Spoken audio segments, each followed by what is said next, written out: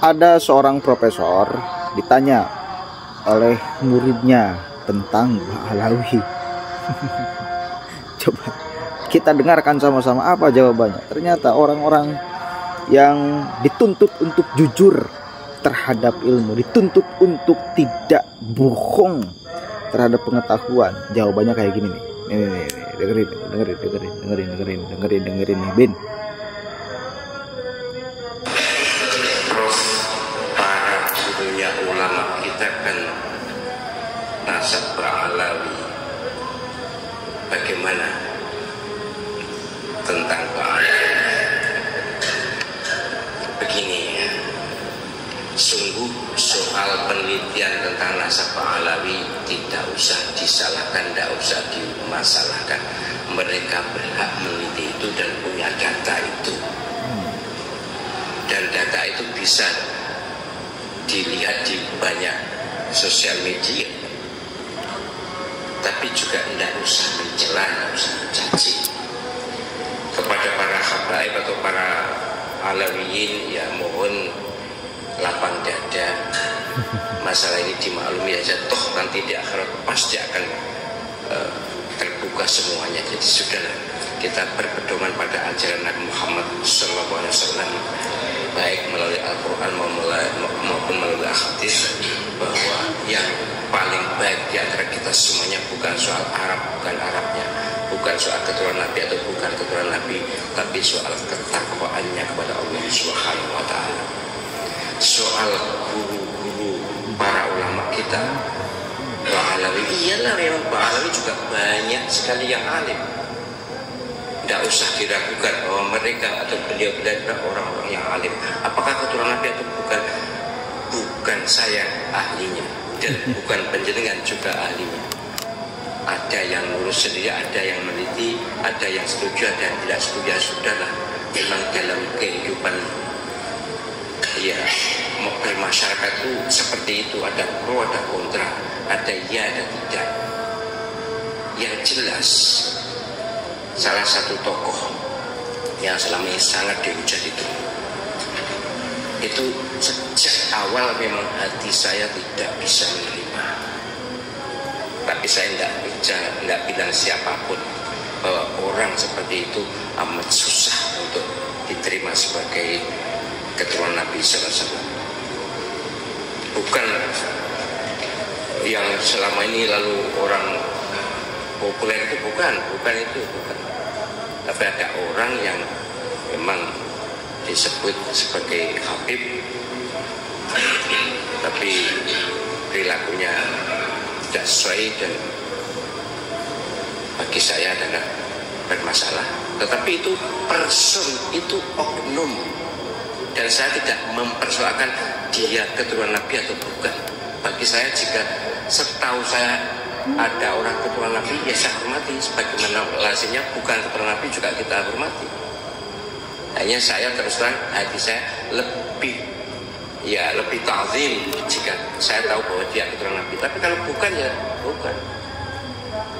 Dan ada satu yang dalam hati saya memang bukan. Bukan. Tapi sudahlah, sekali lagi, Nabi Muhammad SAW tidak mengajarkan kita harus melebihkan si A, melebihkan si B, bahwa kita harus menghormati ahli bait. Ya,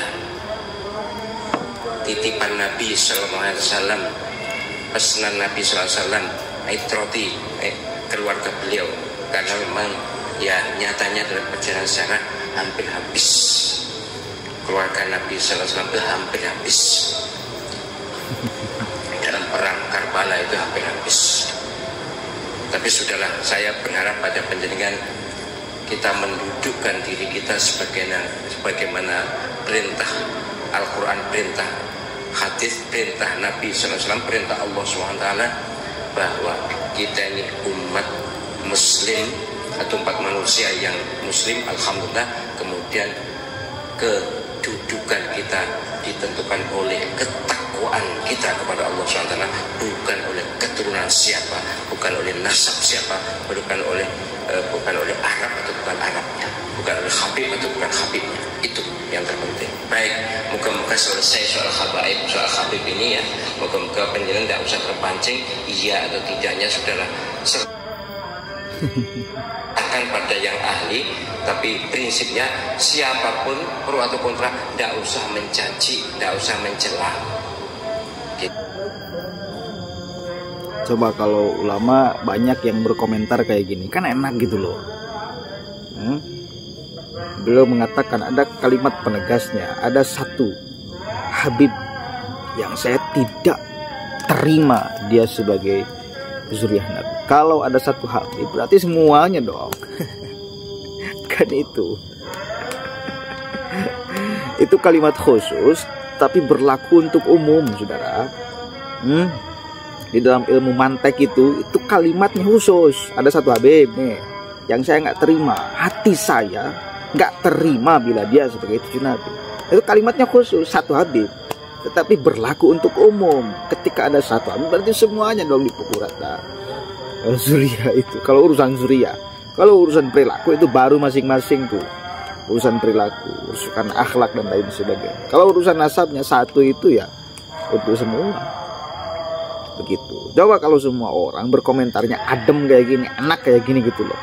Mereka kemudian menghargai ilmu, menghargai kajian ilmiah, tak lalu kemudian menjustifikasi, oh itu ada intelijen hitam di belakangnya, oh itu untuk kemudian mengadu domba sesama umat baginda Nabi. Itu kan malah kemudian fitnah. Kalau urusan nasab ini bukan urusan fitnah, urusan data. Kalau Anda mengatakan ada intelijen hitam, baru faktanya fitnah itu.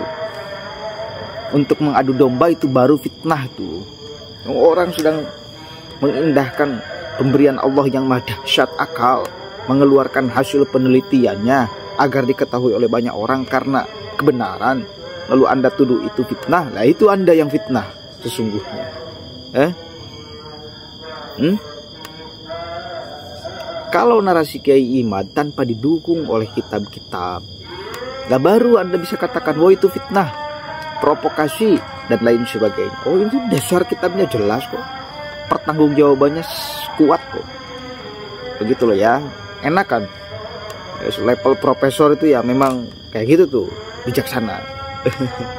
Ada beberapa, tadi gini, profesor itu bukan berarti pasti benar ucapannya. Saya ada beberapa pendapat dia yang kurang sepakat, termasuk politik identitas. Dia itu sempat membolehkan pendapat politik identitas. Apa-apa katanya. Cuma kan kalau saya tak mau, mesti namanya politik identitas karena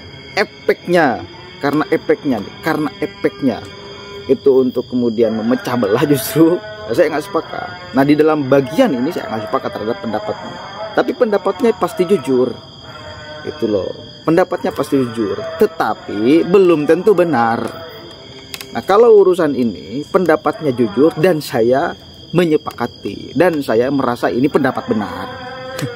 Begitu. Dosen itu kayak gitu, wajib tuh. Ini depan saya ada dosen. Dosen itu wajib kalau ngomong itu jangan mengkhianati pikirannya, harus disandarkan pada kebenaran literasi. Kan itu ya, perkara itu adalah pasti benar, nah itu beda soal. Tapi urusan kejujuran ilmu, nah itu wajib, dituntut untuk wajib jujur, jangan bohong, jangan dusta.